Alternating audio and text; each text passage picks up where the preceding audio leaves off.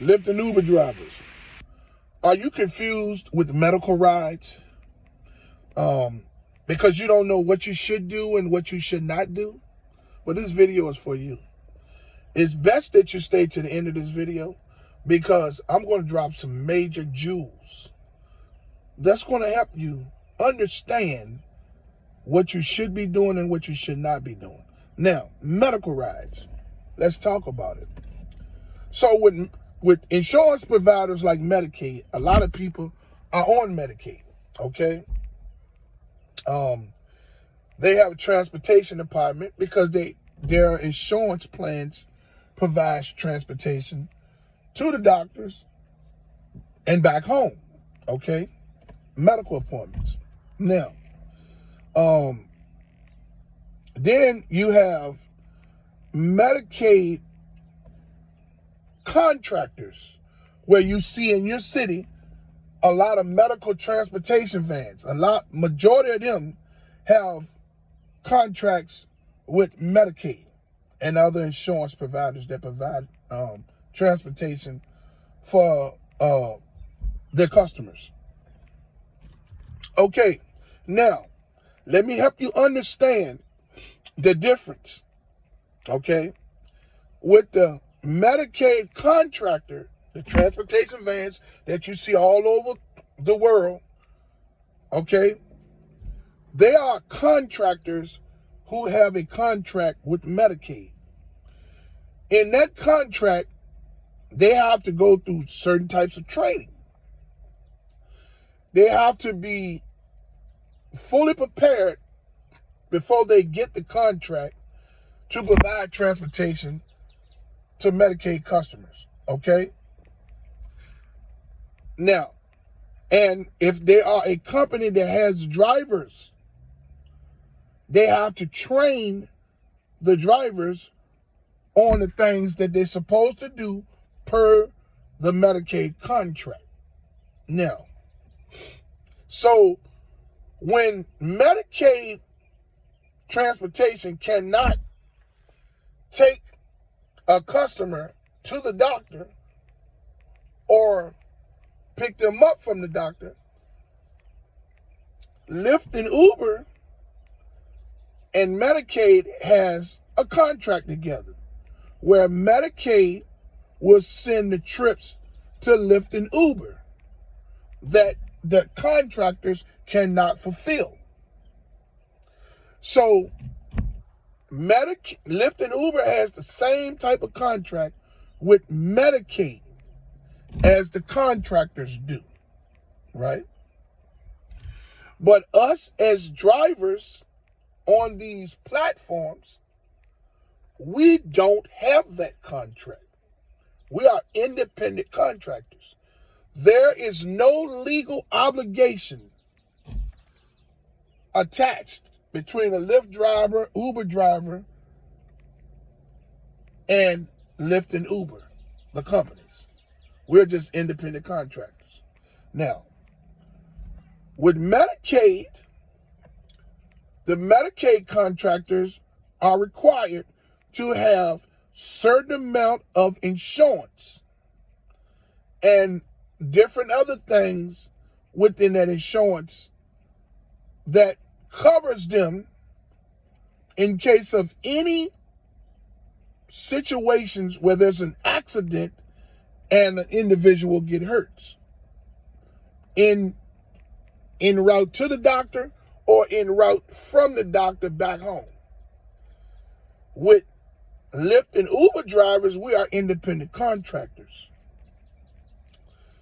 We don't have no medical insurance. We don't have no type of insurance that's going to cover us if there's an incident with a customer that's a medical rider, Medicaid rider, that may hurt themselves if we're assisting them in the car, out the car, from the house to the car, and from the car to the doctor. If a driver, a Lyft and Uber driver, is helping these people and they get hurt, we're going to be to blame. We're going to be to blame. and we don't have any insurance to cover us. When the people reach out to Lyft and Uber, they're going to tell those people, Lyft and Uber is going to tell those people that we're independent contractors, that they have to reach out to us, the driver. So then the driver is held liable for whatever may happen or what you're getting blamed for. I can almost guarantee you 90% of the drivers that's a gig app driver, Lyft and Uber, they don't have no insurance that's going to cover them. On them to assist medical riders to the doctors and from the doctors in case of any incident. Now, yes, they have insurance. They have to have insurance on the vehicles that they're driving. But we're talking about when you're out of the vehicle and you're taking and you decide you want to assist a person out of the car to the doctor's office or from the house to the car to get to the doctor's office. We're not covered. If those people fall and hurt themselves, you're going to be the blame. Okay? The driver is going to be the blame. We get paid the less, and we assume we assume all of the blame. Lyft and Uber are just middlemen, and they pull their money before we get ours. Right? The contract that Lyft and Uber has with Medicaid is a multi-million-dollar lucrative contract. The drivers only get maybe 2% of that across the spectrum because we are getting paid cents per mile. Now, when you're dealing with elders, the elder people now, and disabled people, because all people that's disabled are not elders, but when you're dealing with disabled people, a lot of times they require a lot. Now, as a Lyft and Uber driver, you have to assist them with their mobility scooter or wheelchair. So if they have a walker, you fold it and you put it in the trunk of the car. If they have a mobility scooter that fits in the trunk of the car, you fold it and you put it in the trunk of the car. A wheelchair, you fold it and you put it in the trunk of the car. What you do not do is if they have mobility scooters, wheelchairs, or walkers, if it doesn't fit in the trunk of your car, you do not put it in the back seat. Because those mobility scooters and wheelchairs and walkers have screws and stuff on it that can damage the inside of your car, puncture your seats, do all of those things, okay? If they say, hey, just take those screws out of it and it'll break down, do not do that. You tell them, say, yes, man, with all due respect, I would appreciate it if you do that. You take the scooter or the walker to them, let them take the screw out of it, and it breaks down and you put it in the trunk of the car. When they get out of the vehicle to the doctor, you pull the scooter out of the trunk and you let them put the screw in it. Now, this covers you in case equipment is damaged. Because again, if anything happens on these medical trips, physically, with the individual or with their mobility scooters and things, you as the driver will be held responsible. So I say don't take no screws out of nothing and don't put none in nothing, because you won't be responsible if it breaks. Now, a lot of times people will say, oh no, I just don't even take those trips. Okay, you might duck them a little bit, but there's going to be times that you're not going to going to be able to deduct those types of trips because the way the algorithm is designed, right? This video is to show you what to do so that you can be comfortable accepting these kinds of medical trips, okay? Not all medical trips are going to be disabled. You're going to pick up, there's a physically disabled person. Not all medical trips is going to be a physically disabled person. There's going to be people with mental disabilities that travels to and from. A lot of them can make you very uncomfortable and uneasy. But they're not gonna do anything to harm you. You just need to be relaxed and be cool. Now, with the same thing with the people with the mental disabilities, you are not trained as an independent contractor to deal with people with a mental disability. So I'm just going to use an example of some of the situations I used to run into. So in the mornings, I used to get trips. Where I would have to go to these adult homes in these neighborhoods. And then you'll pick up one of the patients with mental disabilities and take them to an adult daycare where they stay most of the day in the center.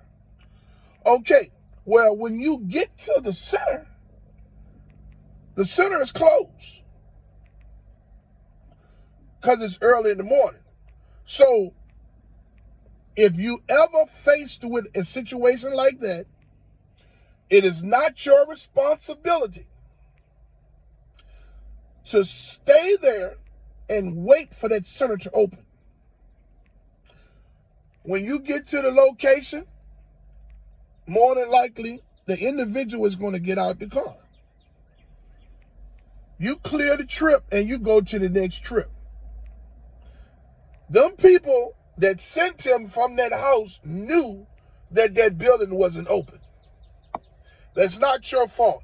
You're not responsible for anything. Only thing you can do is pick that individual up and drop them off. You understand? You do not supposed to sit there and waste time waiting for the center to open while you're losing money. Now, if you are a driver that's faced with that situation, you drop that person off, you clear the trip, you go to the next. If anyone calls you and say, yes, are you the driver that took the individual to the adult daycare? You say, yes. What's going on? Oh, you just left them there? You tell that person, say, yes, ma'am, sir, with all due respect, I am a Lyft or the Uber driver. That building was closed when I got there this morning. It is not my responsibility to sit there and wait for that building to open. I get paid cents per mile. Time is money. And that's it. You didn't do anything wrong. Oh, I'm going to report you. They can do whatever they want to do. You did what you was paid to do. Not sit there and babysit somebody until the building opened. That's not what you're there for. The drivers have to bear all of the burden of Medicaid's bullshit. Lyft and Uber don't care about nothing but their percentage that they getting off of each trip that you make. As the driver, you have to deal with all of the customer relations and everything that comes with it. The entitlement and everything. So this is why I'm leaving this video about these medical rides, Medicaid rides, or any type of medical transportation ride that you may receive from the platform. Don't run from those. Take them. This video right here on my channel at Rideshare Real Talk is going to make you comfortable taking trips like that, because I'm going to tell you exactly what you should and what you should not be doing. Now, let's talk about disabled riders, riders that require mobility scooters and wheelchairs and walkers. If you get a ride, a medical ride, and you get to an individual's home, and that individual is standing on that porch with a walker, and you pull in the driveway, and that individual is continuous to stand on that porch and say, yes, are you going to help me in the car? You said, ma'am, with all due respect, is there anyone, if I can't help you in the car, is there anyone in the house that can help you in the car? I'm not covered in case anything happened to you. I'm a Lyft driver, I'm an Uber driver. I can't help you get in the car in case you fall or something. I don't want to be responsible. The customers are not going to understand that, but you're telling them that you cannot help them because anything could happen. So that's a trip that you should cancel. If you cancel the trip, you put in there the reasons. Yes, this person needed assistance to the car. You are not insured in any way to assist that person if there's an accident. So you canceling that trip so maybe they can send a Medicaid trained individual to pick that individual up, to pick that person up. You understand? That is not your responsibility, okay? Don't get caught up in it. There's going to be a lot of times where you're going to get hospital calls. You're going to get to the hospital. A person's going to come out the hospital. They barely can walk. They barely can do this. The people from the hospital are going to help them in the car. But then when you all get to their residence, they're going to expect you, the driver, to help them out the car up to their house. Again, you are a Lyft and Uber driver. You are not insured in case that individual falls or something happens. You're going to be to blame. You don't have no money to pay them people. They're paying you cents per mile. Why would you purchase insurance to assist the person that needs a medical assistant with them to and from the doctor's office? You are a driver.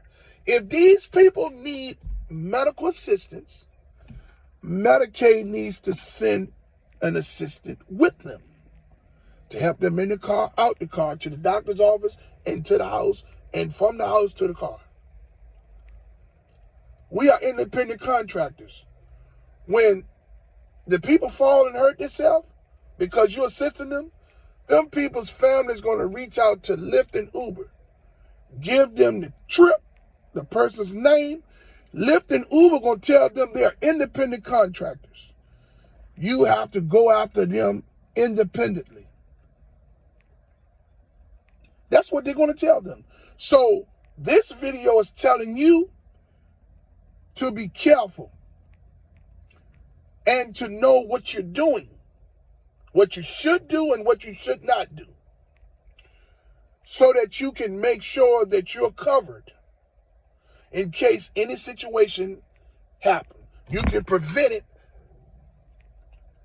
by not doing it. Now, it's going to be a lot of you drivers out there that don't mind giving an elder with a disability a hand to the car, in the car, out the car, to the doctor's office, or back to the house. That's if that's your choice, because you're working for tips or whatever, that's fine. But there's not a tip in the world that's going to be able to cover you, right? If that individual falls and hurt themselves en route to wherever it is that you're assisting them to go. Okay? But you do this at your own discretion. It is my advice as a seasoned veteran driver that I have had over thousands of rides in a short period of time, in 2 years or more. Do not physically assist an individual that needs medical assistance in the car, out the car, to the doctor's office, to the house, from the house to the car. Don't do it. Do not break down any mobility scooters if it has a latch and you can click the latch or something. If you feel that's not too harmful, then go ahead and do it. But you're still putting yourself in harm's way.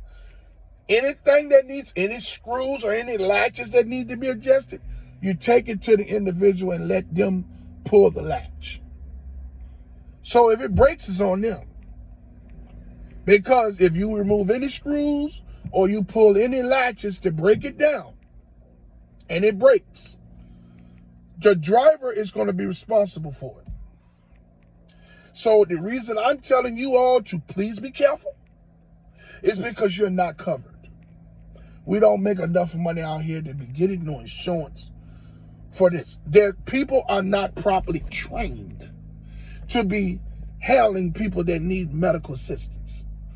Medicaid's supposed to provide these people with medical assistance to assist them to the doctors and from the doctors in the ride with them, assist them in the car and out of the car and things of that nature. So these are Medicaid rides and different insurance type of rides. These are medical rides, okay?